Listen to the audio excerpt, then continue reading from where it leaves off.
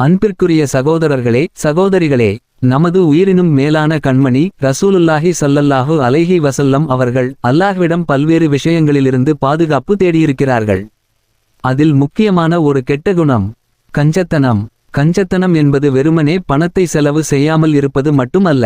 ஒரு மனிதனுடைய உள்ளத்தில் கஞ்சத்தனம் உருவாகிவிட்டால் அதனுடன் சேர்ந்து பல கெட்ட குணங்களும் உருவாகக்கூடும். அதனால்தான் நமது நபி ஸல்லல்லாஹு அலைஹி வஸல்லம் அவர்கள் கஞ்சத்தனத்திலிருந்து அல்லாஹ்விடம் பாதுகாப்பு தேடியிருக்கிறார்கள். அன்பானவர்களே, கஞ்சத்தனம் என்றால் என்ன? அல்லாஹ் நமக்கு கொடுத்திருக்கும் அருட்கொடைகளில் திருப்தி இல்லாமல் இருப்பது. எவ்வளவு கிடைத்தாலும் இன்னும் வேண்டும், இன்னும் வேண்டும், இன்னும் வேண்டும் என்று மனம் ஆசைப்படுவது. தன்னைவிட குறைவாக இருப்பவர்களை பார்த்து அல்லாஹ் எனக்கு எவ்வளவு கொடுத்திருக்கிறான், அல்ஹம்துலில்லாஹ் என்று நன்றி செலுத்துவதற்கு பதிலாக தனக்கு இல்லாததைப் பற்றி மட்டுமே கவலைப்படுவது. இதுவும் கஞ்சத்தனத்தின் ஒரு விளைவு. அது மட்டுமல்ல, கஞ்சத்தனம் ஒரு மனிதனுடைய தவக்குலையும் பாதிக்கக்கூடும். அல்லாஹ் நமக்கு கொடுத்திருக்கிறான், இனிமேலும் அவனே கொடுப்பான் என்ற நம்பிக்கை இருக்க வேண்டும். ஆனால் கஞ்சத்தனமான உள்ளம் என்ன சொல்லும்? இதை செலவு செய்துவிட்டால் நாளைக்கு என்ன செய்வது? மற்றவர்களுக்கு கொடுத்துவிட்டால் எனக்கு என்ன மிச்சம் இருக்கும்? இன்று கொடுத்தால் நாளை நான் கஷ்டப்பட வேண்டியிருக்குமே என்று பயத்தை ஏற்படுத்தும். இதனால் அல்லாஹ்வின் மீது இருக்க வேண்டிய நம்பிக்கை பலவீனமடைகிறது.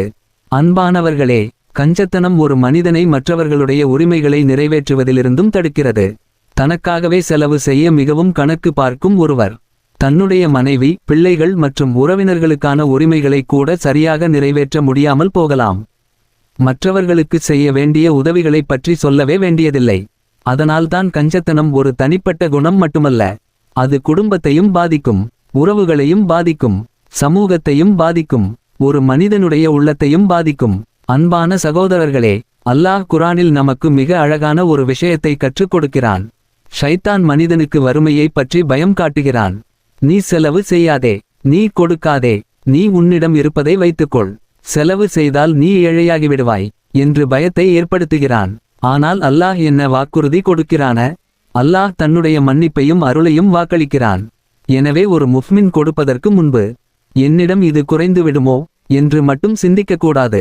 நான் அல்லாஹ்வுக்காக செலவு செய்கிறேன், எனது ரப்பு எனக்கு மீண்டும் வழங்கக்கூடியவன் என்ற நம்பிக்கையோடு இருக்க வேண்டும். இதுதான் தவக்குல். அன்பானவர்களே, அல்லாஹ் குர்ஆனில் மிக தெளிவாக ஒரு வெற்றியின் அடிப்படையை சொல்லி காட்டுகிறான். கஞ்சத்தனத்திலிருந்து தன்னை பாதுகாத்து கொண்டவர்கள் தான் வெற்றியாளர்கள்.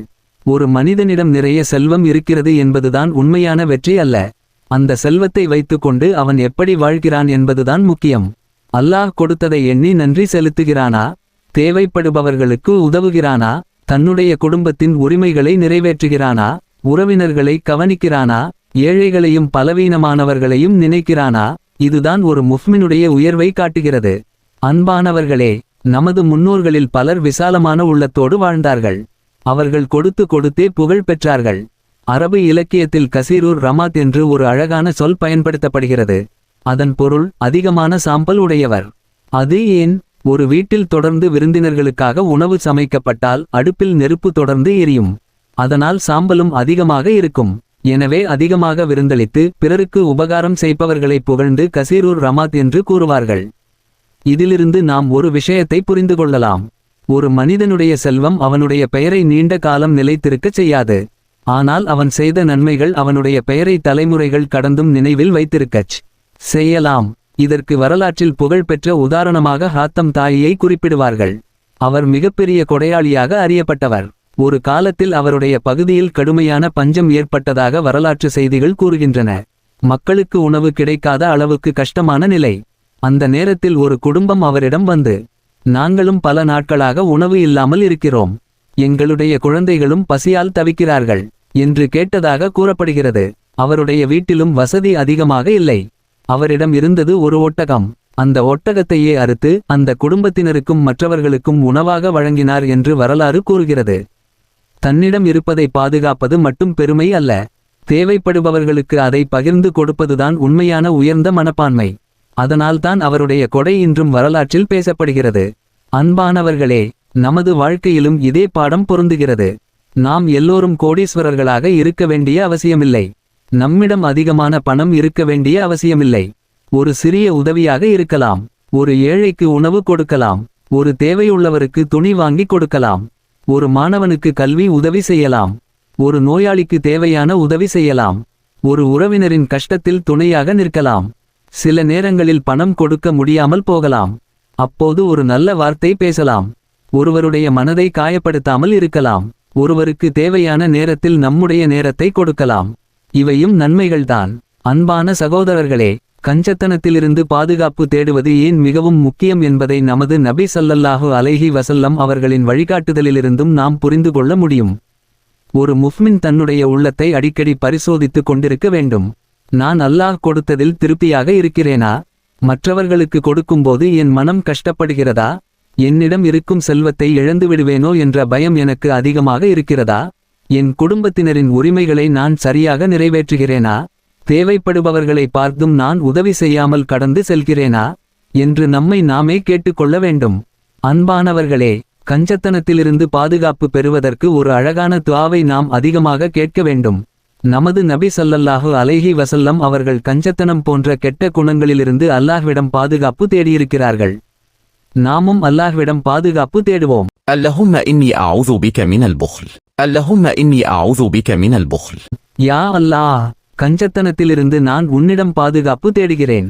இந்த துஆவை வெறும் வார்த்தைகளாக மட்டும் சொல்லாமல் அதன் பொருளை நம்முடைய வாழ்க்கையிலும் கொண்டு வர வேண்டும்.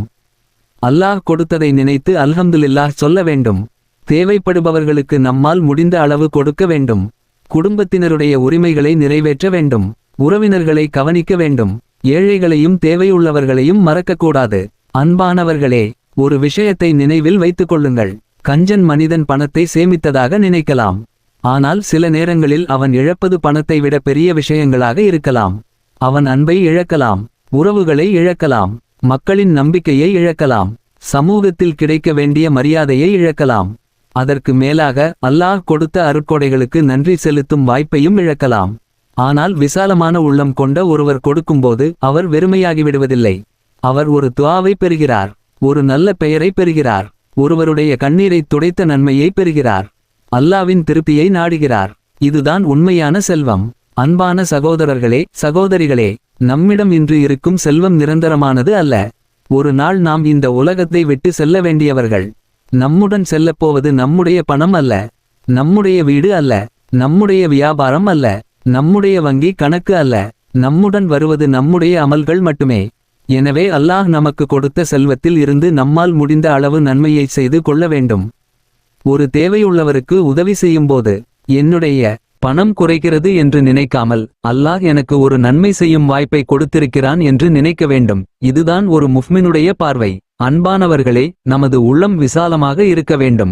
நமது கை கொடுக்கக்கூடிய கையாக இருக்க வேண்டும். நமது நாவு நல்ல வார்த்தைகளை பேச வேண்டும். நமது செல்வம் நமக்கு மட்டும் பயனளிக்காமல் பிறருக்கும் பயனளிக்க வேண்டும். அல்லாஹ் நமக்கு ஹலாலான பரக்கத் நிறைந்த செல்வத்தை வழங்குவானாக. அந்த செல்வத்தில் இருந்து தகுதியானவர்களுக்கு கொடுத்து உதவும் மனப்பான்மையை நமக்கு வழங்குவானாக. கஞ்சத்தனம், பேராசை மற்றும் தேவையற்ற உலக ஆசைகளிலிருந்து நம்மை பாதுகாப்பானாக. நமது உள்ளங்களை விசாலமாக்குவானாக. நமது கைகளால் பிறருக்கு நன்மை ஏற்படச் செய்வானாக. நாம் கொடுப்பவர்களாகவும் உதவி செய்பவர்களாகவும் பிறருக்கு பயனளிப்பவர்களாகவும் வாழ அல்லாஹ் அருள் புரிவானாக. கஞ்சத்தனத்திலிருந்து பாதுகாக்கப்பட்ட வெற்றியாளர்களில் நம்மை சேர்த்தருள்வானாக. அல்லாவின் அருளையும் மன்னிப்பையும் நமக்கு வழங்குவானாக. நமது குடும்பங்களுக்கு பரக்கத்தை வழங்குவானாக. நமது செல்வத்திற்கும் வாழ்க்கைக்கும் பரக்கத்தை வழங்குவானாக. நமது இறுதி வாழ்க்கையையும் சிறப்பானதாக ஆக்குவானாக.